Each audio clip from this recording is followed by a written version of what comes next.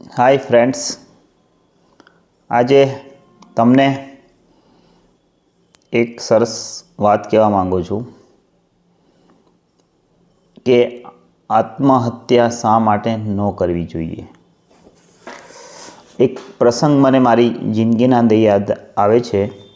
સ્વામી હરિસ્વરૂપ સ્વામીએ એના વ્યાખ્યાનમાં કીધેલો કે એક દિવસ જોગી સ્વામી વ્યાખ્યાન કરતા હતા અને શિક્ષાપત્રી વિશે બોલતા હતા. શિક્ષાપત્રીના અંદર એક વાક્ય આવે છે કે આત્મહત્યા માણસની ક્યારેય ન કરવી. આત્મહત્યા ન કરવી એવું બોલે છે ત્યારે 8મા 9મા ધોરણમાં ભણતો વિદ્યાર્થી કુતૂહલતાથી પૂછે છે કે હે સ્વામી, આત્મહત્યા તમારે ક્યારેય નહીં કરવાની? તો એ સ્વામી એને સરસ જવાબ આપે છે કે ભગવાનને આપેલ જે વસ્તુ છે એને આપણે નકારી ન શકીએ.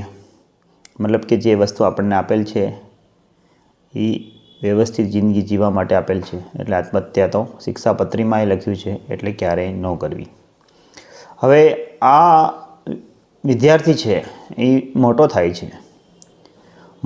થાય છે પછી ખૂબ પૈસા કમાય છે અને પછી કોઈ કારણસર એ વિદ્યાર્થી મતલબ જે ભાઈ બને જ મોટા એને ધંધામાં ખૂબ જ નુકસાન થાય છે અને બધું વેચવા છતાંય એના ઘરના અંદર કાંઈ નથી મળતું, મતલબ કે બધું ભેગું નથી થતું હતું.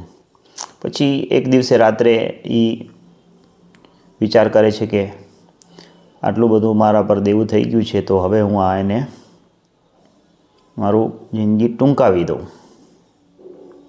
એમ કહીને તે દવા પીવા બેસે છે.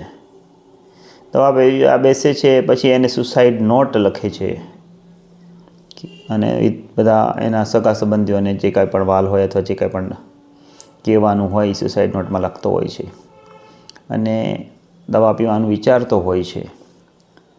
ત્યારે શાંતિથી થોડીક વાર માટે શાંત થઈને વિચારે છે તો એને આ જોગી સ્વામીની વાત યાદ આવી જાય છે કે આત્મહત્યા તો ક્યારેય નહીં કરવાની. આવું એ માણસને વિચાર આવી જાય છે અને એ સફાળો જાગી જાય છે અને એ માણસ પછી જે આત્મહત્યા કરવાનું વિચારતો હોય છે એ દવા પીવાનું ફેંકી દે છે, દવા અને સુસાઇડ નોટ લખી હોય છે એ ફેંકી દે છે અને પછી વિચારે છે કે જે કાંઈ પણ થાય એ હું સહન કરી લઈશ, પણ મારે તો આ પગલું તો ભરવું જ નથી. એમ કરીને એ સફળ જાગી જાય છે અને પછી જે કાંઈ પણ માંગતા વાગતા વળગતા અને જે કાંઈ પણ કરવું પડે એ કરશે અને ટ્રાય એવું કરશે કે આ વસ્તુ તો કરવી જ નથી.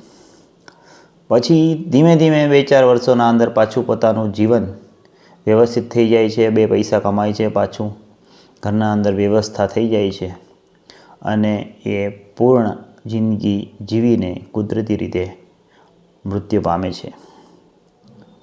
એટલે આ એક વસ્તુ મને જાણવા મળી એટલે મને એમ થયું કે હું તમારી જોડે શેર કરું.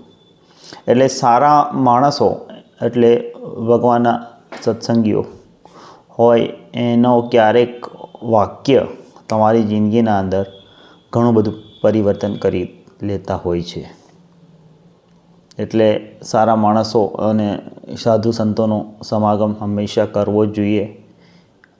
અઠવાડિયામાં 15 દિવસે એકાદ કલાક કે અડધો કલાક તમે તમારા નજીકના તમે જે ગુરુ જ માનતા હોય એને અથવા કોઈ સાધુ સંત તમે હો તમારા ગુરુ હોય એને અઠવાડિયે 15 દિવસે અડધો કલાક માટે મળવું જોઈએ અને વાતો સાધુની સાંભળવી જોઈએ.